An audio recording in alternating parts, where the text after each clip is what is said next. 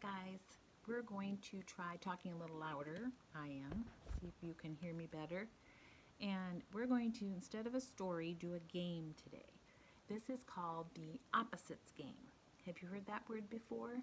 Opposites. It starts with the letter O. I'll show you the word in case you want to see it. Here it is. O-P-P-O-S-I-T-E. Kind of a long word, isn't it? But it is opposite. I think you probably know what it means, but to make it a little easier to understand, let's talk about it. The same is when something is the same. If I have a pair of shoes, the two shoes are the same except that they're a little different because they fit the right foot and the left foot, but they look the same, right? Pretty much. Things like that. But opposite is when they're not the same. Let's do a few and you'll get the hang of it. Now, while I'm doing this game, I want you to be listening and answering questions when I ask them. I will not hear you, but your mom will, or your dad, Drew, if he's there, and whoever, and your brothers, your dogs, whoever, and you shout out an answer if you know it. And if you can think of some examples of what I'm telling you, you can shout that out too. Or you can do it later when my video is over and you're thinking, Grandma mentioned these, and I can think of an example for every one of them. So however you want to play the game, and you can think of your own opposite words too. So let's get started so you understand what I mean better. All right. The word we're going to start with is happy. What kind of face should I have if I'm happy? Can you all do that? Happy face. Yay, I'm so happy. I'm clapping. I want to give you a big hug because I love you and it makes me happy. That's happy, right? I have some pictures of some animals showing a smiley face, but I think you know what I mean. Here's a picture of animals and people. Happy, happy, happy, happy. Boy, cat, man, dog, and a bear. When we think of being happy, it makes us feel good, right? When we were at Disney World, most of the time we were pretty happy. Now, I used to have a doll, and you probably all saw it at this house, and I've had it for years, and I knew exactly where it was, but today I can't find it. But it's a doll that great grandma made out of yarn, green yarn. One side had a smile on it. The other side had the opposite of happy. A frown, which means the person is, what's the opposite of happy? Right, sad. And here is a picture of some sad faces. A sad bear, a sad boy, a sad cat, a sad man, a sad dog. Ooh, ooh, ooh. And dogs we talked about in the book that I just read earlier today, if you've read it, about the dog that goes to the zoo. A sad dog will hang its tail down. It won't be sticking up or wagging. So we know the opposite, happy and sad. Okay, you get the idea of the game and what opposite, that's an example of an opposite. The next one I'm going to do is full. Something can be full, and be thinking in your head what the opposite of full is. Here's a glass of orange juice. It's full. Now you may say it's not to the very top. Well, if I put it to the very top, I'd probably spill it trying to get a drink or whatever. I don't want to do that. So I put it about right there, so when I drink it, it's just right. That's full. But earlier today I was drinking coffee and I finished it, and so it's empty. I just told you the opposite.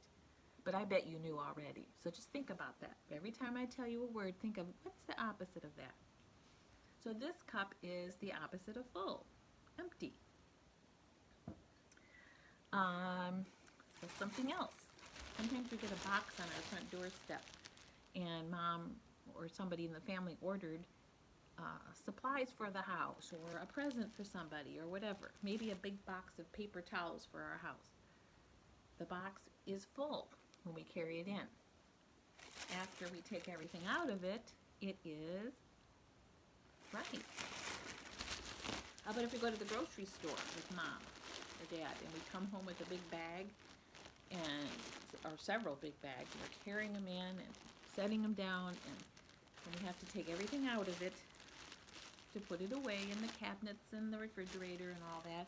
And when we get all done, the bag is, but this bag is a special bag, right? I got it from Disney World. Yay! It says Disney Parks on it.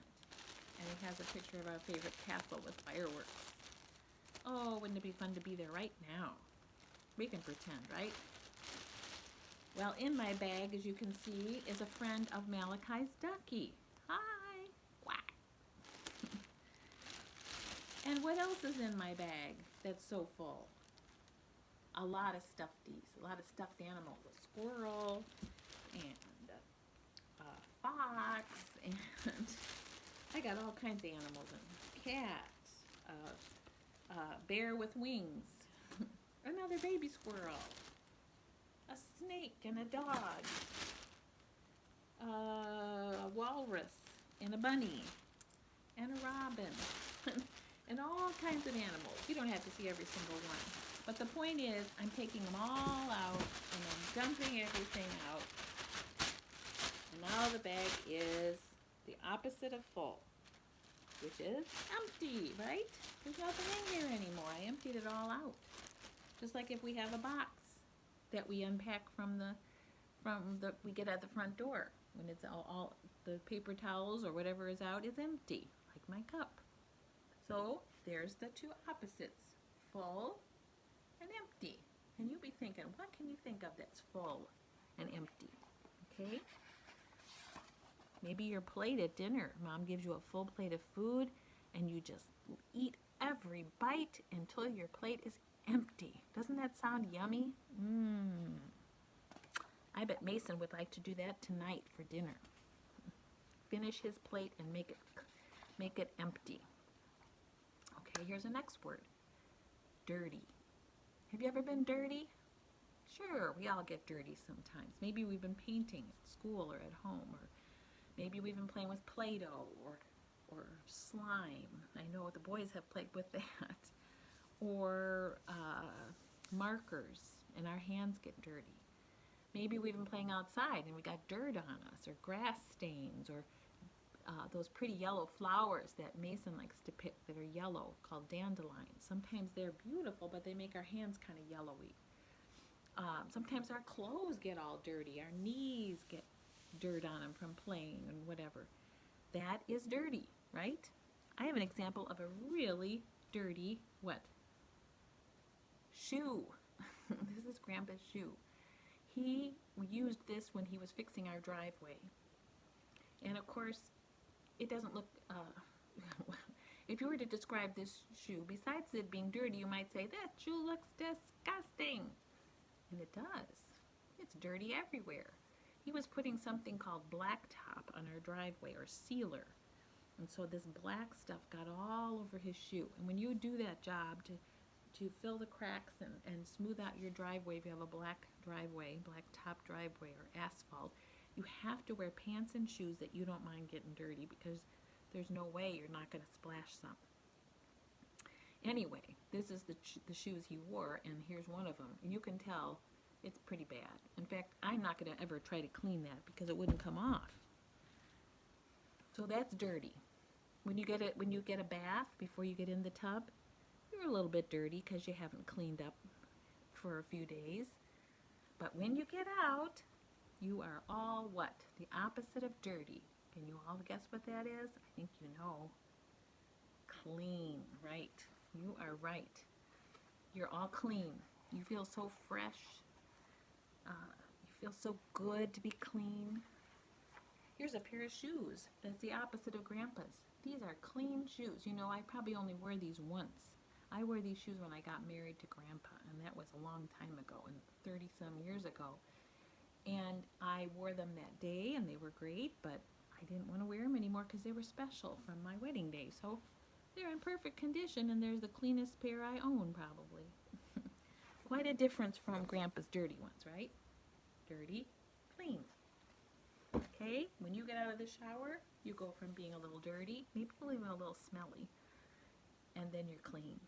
Okay, when Mom goes to the sink and picks up those dishes that are covered with food and crumbs and peanut butter from probably Malachi's bowl of peanut butter and honey, what do we have to do? We have to wash them or put them in the dishwasher after we've rinsed them off, and then we get all done. They are clean. So those are some more examples that I'm sure you can think of yourself. Okay, here's another one. Light. Let's think of something that's light. Now, there's two definitions of light. I'm going to talk about both of them, but light meaning not weighing very much. How about this guy? He's sort of like the hungry caterpillar or some kind of worm. He's got a little antenna, but he's very light. Well, of course he's light because he's a stuffed animal, but he's also, and he's bigger than a caterpillar. A caterpillar is usually about this big. They don't weigh much, do they? How about an ant that crawls around on the sidewalk or whatever, or a spider? They don't weigh much, do they? They're very light. You don't pick up a spider and go, ooh, ooh, ooh, it's so heavy. No, but we also don't really want to pick up a spider either. Yuck. But the point is they don't weigh much. They're very, very light. Here's another animal that doesn't weigh much. Mr. Frog. Now, I don't know if you ever picked up a frog. I have a couple of times. And they are pretty, hoppy. They might hop right out of your hand if you did have a real one in your hand. But they're not even this big. They're usually a little small. I mean, there can be ones this big, but often the kind you'll see around our area is about this small. They don't weigh much. Very light. How about when we read books? I've been reading you some books. The Three Bears, the one that was falling apart, remember? The pages were falling out of it. And then today I read you another one, Don't Frighten the Lion. They hardly weigh a thing. They're not heavy at all. I've already been telling you that opposite word, I noticed. But this book, look how thick it is. And it's really tall. It's a book about trains. And they show trains from the old days. Willa and I saw a train like that last summer. It was an old train that had a lot of smoke and it went really loud noise, and it came through her town in Elmhurst and other towns. I wish the boys could have seen it too. But the point is this book is heavy. There's a lot of pages inside about trains and how they were made and all that stuff. And so it's very heavy. Well, let's think of some animals that are heavy. Besides, I showed you lightweight worms, frogs. Now, this one doesn't weigh anything either, but we saw this at Disney at the Animal Kingdom. This guy's sitting down, but if he was standing up, and if he was a real giraffe, he would be very heavy. Remember how tall they are, and their neck goes up high up in the trees. I've got some pictures of one eating the leaves in the trees, and you saw that too on our safari. God made them big. What are some other animals that are big and probably heavy? Right? Elephant. How about a bear? This one looks like a polar bear. Ah. He doesn't weigh much because he's stuffed, but if he was a real one, I wouldn't be holding him, would I? No way. But he's big. Lots of weight. So that's the opposite, right? Light and heavy. Okay? Since I kind of end up telling you the opposite while I'm explaining it, you start thinking of it right away when I say it, okay? And then you can yell out right away. Like if I say the word light, meaning not weighing much, you go, heavy, okay? So that'll help you realize what we're talking about. All right, here's another word, smooth. Here's something people have been talking a lot about lately, because with this virus going on, people are going to the store and buying way too much toilet paper. At least they were, thinking, that's another story, but thinking they needed a lot. Well, toilet paper is smooth. We have to have smooth toilet paper because it wouldn't feel very good if it was the opposite of smooth, would it? What is the opposite? Okay, keep thinking about that. Smooth. How about your clothes? This is a shirt that I've had a long time, but it's very soft and smooth.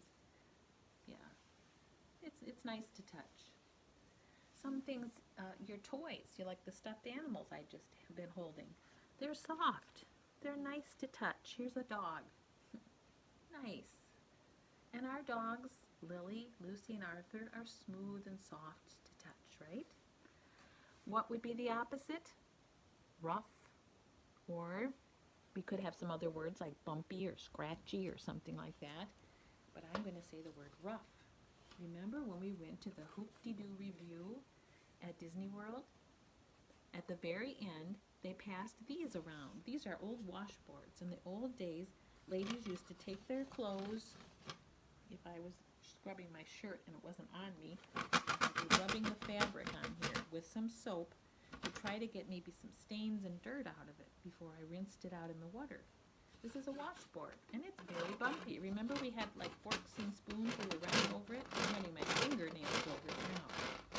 But when we go to the music, Old MacDonald had a farm, E-I-E-I-O. It makes a funny sound because it's bumpy. If it was smooth, it wouldn't have been as good to get the dirt out when you were washing your clothes, but this is bumpy. Can you think of something else that's scratchy? If you've ever, I don't have sandpaper with me, but if you've ever touched sandpaper that's used to scrape wood and make wood smooth again, it's kind of scratchy like that. And I'm sure you have toys and the bottom of a dog's feet. If you touch the pads gently on the bottom of Arthur, Lucy, Lily's feet, it's very scratchy and it feels a lot like sandpaper. How about a brush? If it was smooth on top and you were rubbing it in your hair, it wouldn't do much good. But because it has these, what we call bristles, and then older brushes would be made out of more like hair from a pig they used to make bristles. You can pull it through your hair. But if it was smooth, it wouldn't work for that, right?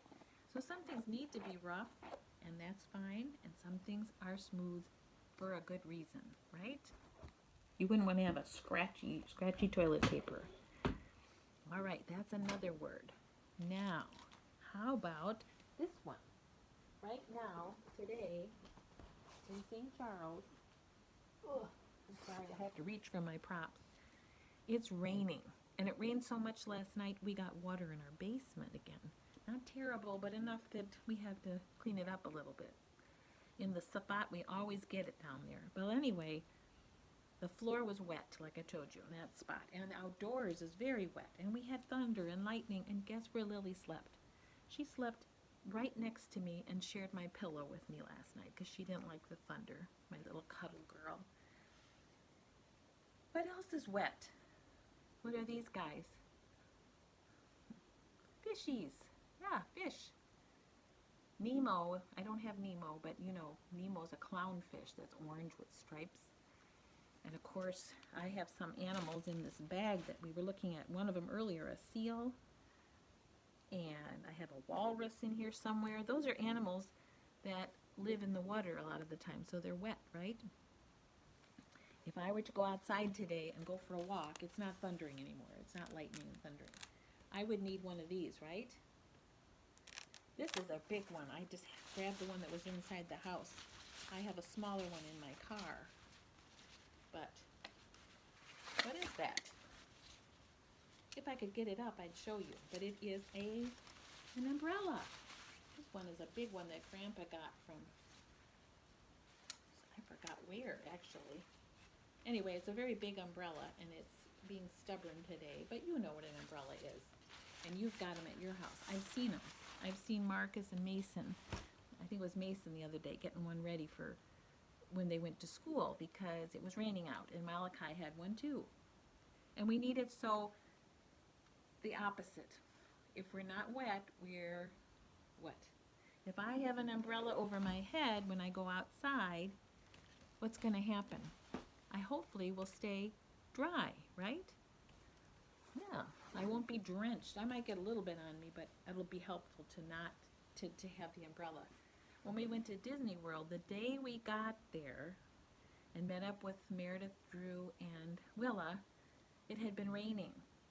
And it started to rain again later. So we put on raincoats or hoods or something to cover our heads a little bit because we wanted to be dry. We didn't want to be all wet. If we take that bath or shower I was talking about earlier, when we get out of the tub, we're all dripping wet, right? Our hair, our skin, everything. So we get a towel and we dry off. And when we're all done, we're dry. Okay? So wet and dry. Here's the towel. This is a towel that belonged to Meredith when she was a tiny girl. There's a fish on it, and there's Barney from an old TV show in his scuba gear. Okay, I'm going to do one more opposite today. Oh no, excuse me, two more.